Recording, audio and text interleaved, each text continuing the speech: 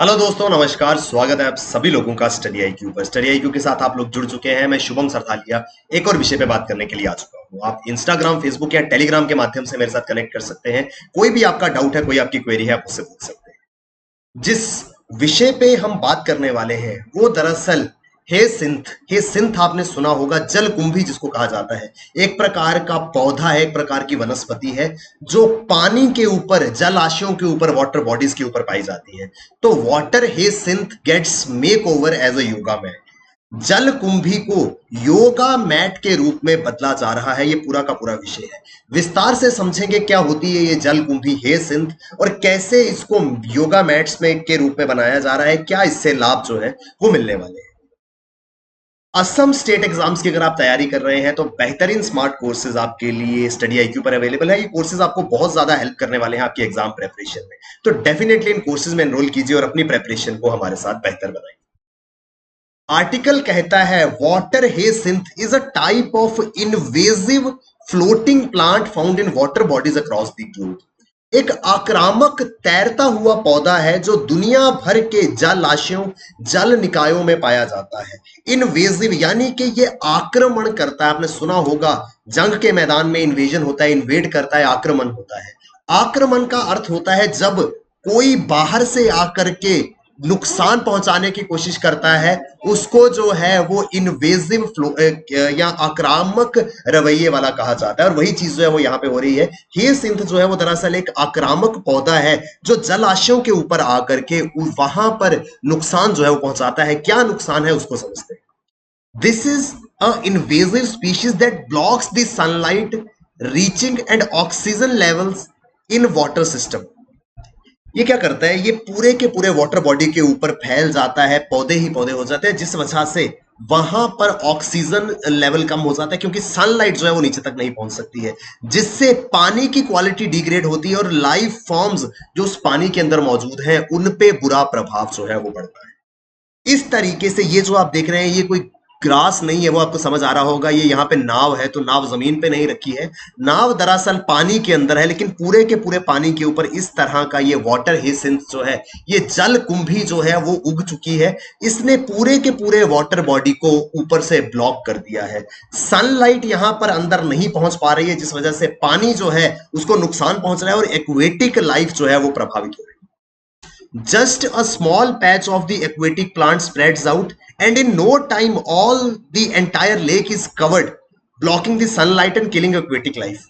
ऐसा नहीं है आप कहेंगे कि बड़ी सी झील में इस छोटे से पौधे का क्या नुकसान होगा। होता दरअसल क्या है कि ये छोटी सी जगह से शुरू करता है। मान लीजिए यहां पर इसने ग्रो करना शुरू किया और बहुत ही जल्द, देखते ही देखते, ये पूरे के पूरे इलाके को जो है वो कवर कर लेता है। पूरे की पूरी लेक जो है वो इससे भर जाती है। जब लेक इससे कवर हो गई, जब लेक इससे भर गई, तो अपने आप सनलाइट ब्लॉक होगी और यहाँ के जो एक्वेटिक एनिमल्स है उनको जो है वो नुकसान पहुंचेगा। अब कितनी जल्दी ये ग्रो करता है उसको समझने के लिए एक अनुमान मैं आपको बताता हूं। 5 से 15 दिन में ये अपने आप को डबल कर लेता है। यानी कि मान लीजिए आज ये वाटर हेसिंथ जलकुंभी जो है वो इतने से इलाके में था, अगले 5 दिन में ये इतने इलाके में होगा, उसके 5 दिन में ये इतने इलाके में होगा। यानी देखते ही देखते डबल रेट पे, 2x स्पीड में, 2 गुना गति पे ये जो है वो बढ़ता चला जाता है और देखते ही देखते पूरे के पूरे वाटर बॉडी के ऊपर फैल जाता है। The most favorable conditions for the optimum growth of water hyacinth are nutrient-rich waters with temperature ranging from 28 to 30 degree Celsius.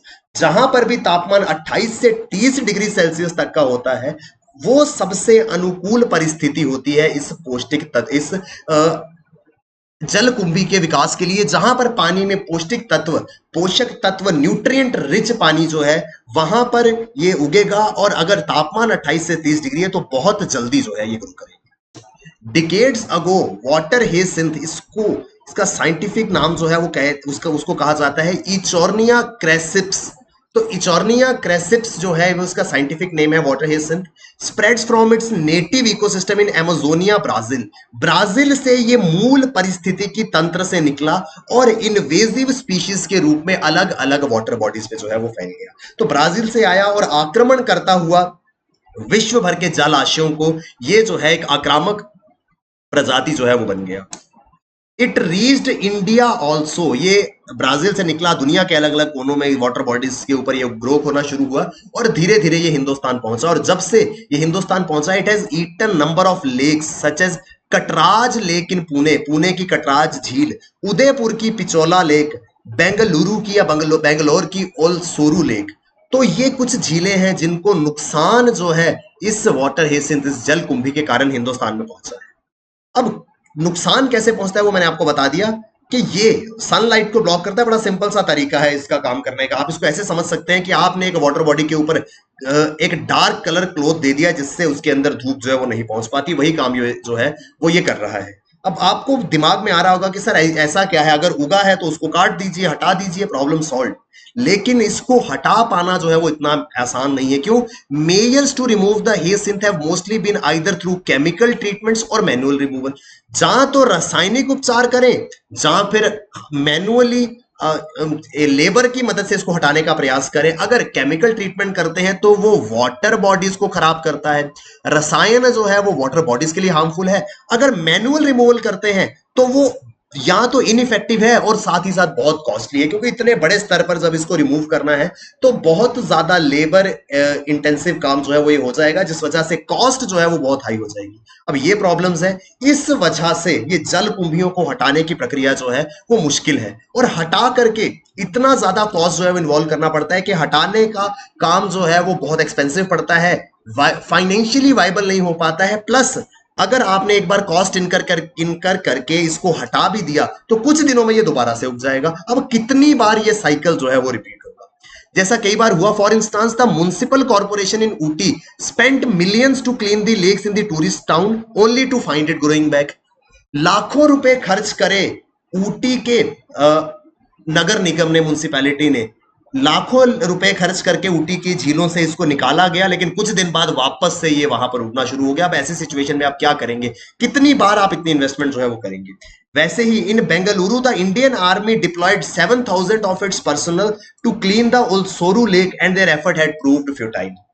भारतीय सेना ने अपने 7,000 कर्मियों को लगाया बेंगलुरु की उलसूरू झील से इसको हटाने के लिए, लेकिन इनका प्रयास जो है वो व्यर्थ साबित हुआ, क्योंकि जैसे ही वो हटाया कुछ दिनों बाद वो दोबारा से उग गया।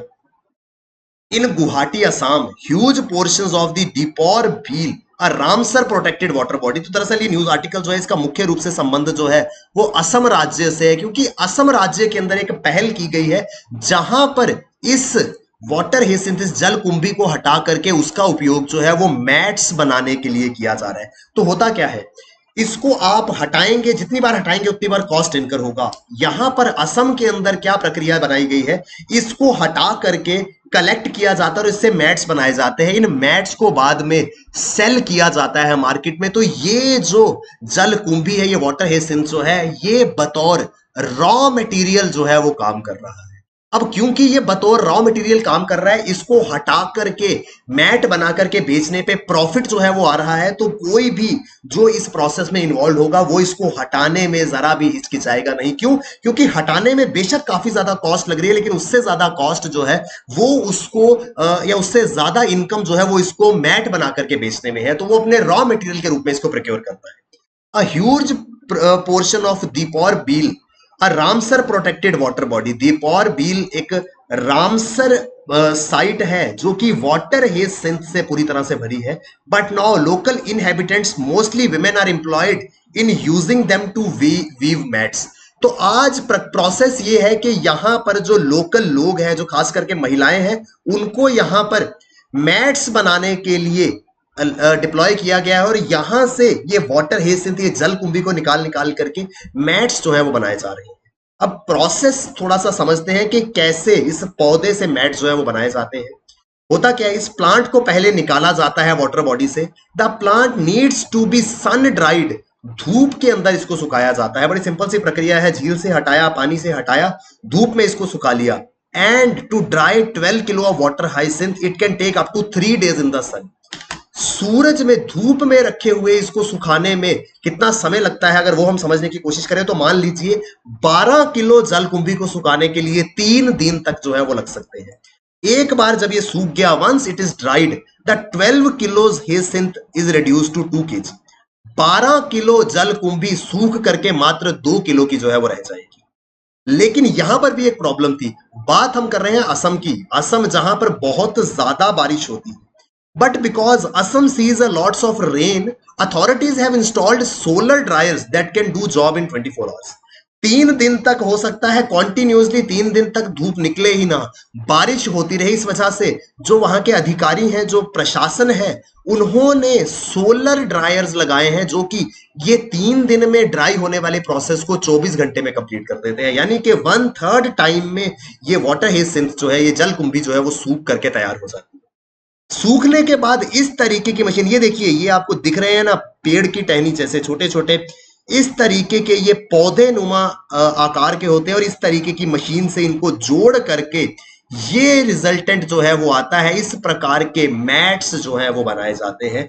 ये पूरी की पूरी प्रक्रिया है जिसके बारे में हम बात कर रहे हैं। एक बहुत बड़ी समस्या को ये हल करता है। कैसे हल करता है? क्योंकि अगर इसको रिमूव करना होता तो बहुत ज्यादा कॉस्ट इन्वॉल्व होती थी। थोड़े दिनों बाद आप इसको रिमूव कर भी दे, थोड़े दिनों बाद ये दोबारा से उग जाता था। लेकिन क्योंकि अब यहां पर एक बिजनेस अपॉर्चुनिटी जो है वो नजर आ रही है, इस वजह से इसको रिमूव करने का काम जो है वो लोग खुशी खुशी कर रहे हैं। वो लोग जो इसको रिमूव करके इससे मैट्स जो है वो बना रहे हैं, या तो वो लोग खुद जाकर के इसको रिमूव करते हैं, या फिर दूसरा ऑप्शन क्या है, रिमूव कीजिए और मैट्स बनाने वालों को बेच दीजिए। तो अब जो है ये सोर्स ऑफ लाइवलीहुड जो है वो बनता जा रहा है असम के अंदर। The first 6 women were thoroughly trained and after that they took over the training of those who followed them. सबसे पहले 6 महिलाओं को जो है ट्रेनिंग दी गई, प्रशिक्षण जो है वो दिया गया 6 महिलाओं को, कैसे इस जल कुंभी से मैट बनाया जाएगा। बाद में इन 6 महिलाओं ने बाकी लोगों को ट्रेन किया।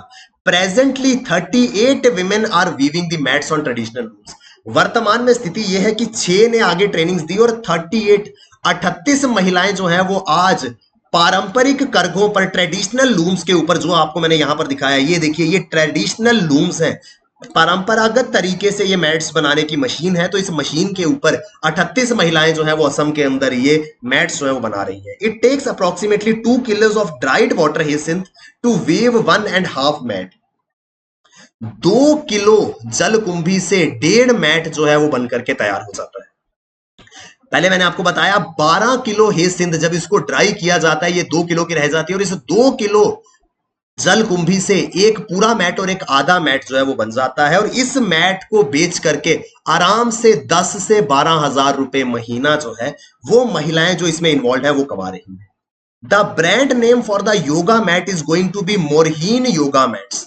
इनको जो है वो मोरहीन योगा मैट्स के नाम से जाना जाता है, क्योंकि मोरहीन जो है वो एक मीडियम साइज्ड वाटर बर्ड है जो कि देवपार बील लेक में अक्सर आता जाता रहता है। देवपार बील जो एक जलाशय है, जो एक रामसर साइट है असम के अंदर, वहां पर बार बार ये मोरहीन पक्षी जो है वो आता है और इस मोरहीन पक्षी के नाम पर ही मोरहीन योगा मैट जो है वो नाम रखा गया है। इन मैट्स को बनाने के लिए natural dyes in black, red and green colours are used. लाल, काले और हरे रंग की प्राकृतिक डाइस का इस्तेमाल करते हुए इन मैट्स को जो है वो रंग दिया जाता है। यहां पर देखिए ये सेम कलर के हैं, लेकिन यहां पर अलग अलग कलर्स आपको नजर आ रहे हैं। तो नेचुरली अकरिंग एक प्लांट को नेचुरल डाइस से कलर किया जाता है और उनको जो है वो बाद में बाजार में बेचा जाता है। The presence of water hyacinth in Deepor Beel had decreased the number of migratory birds. अब प्रॉब्लम क्या आ रही थी, जितने पारंपरिक जितने माइग्रेटरी जो प्रवासी पक्षी आते थे यहां पर वो कम होते जा रहे थे। क्यों? क्योंकि देवपर बील जो है वो कहीं ना कहीं डिप्लीट हो रहा था इसकी वाटर हेसिंथ जल कुंभी के प्रेजेंस से। मैंने आपको बताया मोरहीन पक्षी यहां पर बार बार आता है। यहां पर पक्षियों ने आना कम कर दिया था। जब पक्षी यहां पर नहीं आते थे तो उन पक्षियों को देखने के लिए जो टूरिस्ट, जो पर्यटक अक्सर यहां पर आया करते थे, उन्होंने भी आना कम कर दिया था। क्योंकि अब वो किस लिए आएंगे, अब वो आते थे पक्षियों को देखने के लिए, लेकिन अब पक्षी जो है वो यहाँ पे नहीं आ रहे थे। इस वजह से टूरिस्ट भी आना यहाँ पे कम हो गए थे। अल्टीमेटली जिस वजह से यहाँ की इकोनॉमी जो है वो सफर कर रही थी। This had an impact on the economy of people living around the lake who were dependent on tourist for their livelihood. इस देवपर बील लेक के आसपास जो लोग रहते थे उनकी आजीविका और अर्थव्यवस्था जो है उस पर असर पड़ रहा था, क्योंकि वो अपने जीवन निर्वाहन के लिए पर्यटकों पर निर्भर थे। पर्यटक नहीं आ रहे थे, क्यों? क्योंकि यहाँ पे पक्षी नहीं आ रहे थे जिनको देखने के लिए पर्यटक आते थे। और पक्षी इसलिए नहीं आ रहे थे क्योंकि ये जल कुंभी ने देवपर बील के पानी को जो है वो खराब करना शुरू कर दिया था। लेकिन अब इस प्रोजेक्ट से ये योगा मैट प्रोजेक्ट जो है is aimed at reviving the economy and give them a chance to earn their livelihood. इस जल कुंभी का उद्देश्य ये है, इस जल कुंभी को हटा करके मैट बनाने की प्रक्रिया का उद्देश्य ये है कि यहाँ की अर्थव्यवस्था जो है उसको बेहतर बनाया जाए। दो तरीके से इसका फायदा होगा। ये जो है, एक तो इस योगा मैट को सेल किया जा सकता है। कितने में बिकता है?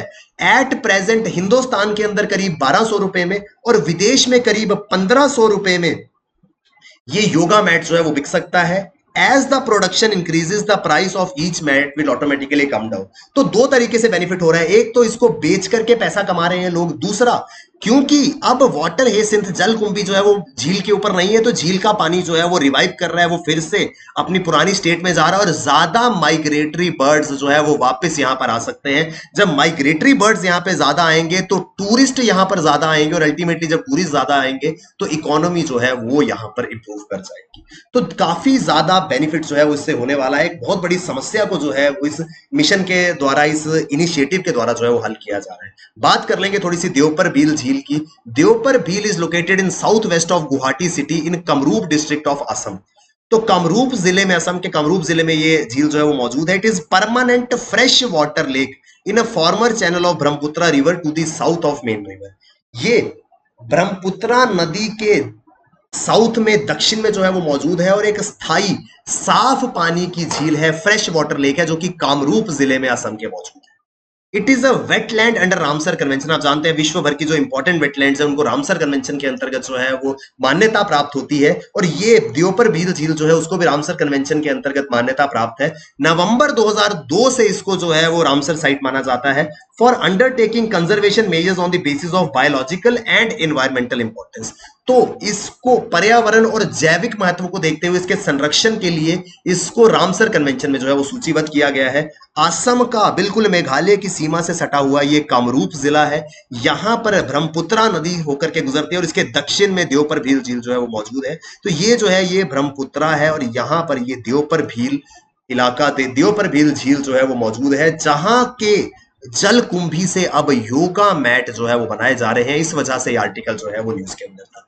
आई होप हमको विस्तार से ये पूरा का पूरा आर्टिकल समझ में आया होगा। असम राज्य से इसका संबंध जो है वो था, असम राज्य के अंदर इस इनिशिएटिव को जो है वो शुरू किया गया है। आई होप हमको विस्तार से ये आर्टिकल जो है वो समझ में आया होगा। दोस्तों, असम स्टेट एग्जाम्स की अगर आप तैयारी कर रहे हैं तो बेहतरीन कोर्सेज आपके लिए स्टडी IQ पर अवेलेबल है। डेफिनेटली इन कोर्सेज में आपको एनरोल करना है और अपनी प्रेपरेशन को आप हमारे साथ बेहतर बना सकते हैं। थैंक यू वेरी मच दोस्तों, all the best, keep working hard, bye bye, take care, जय हिंद।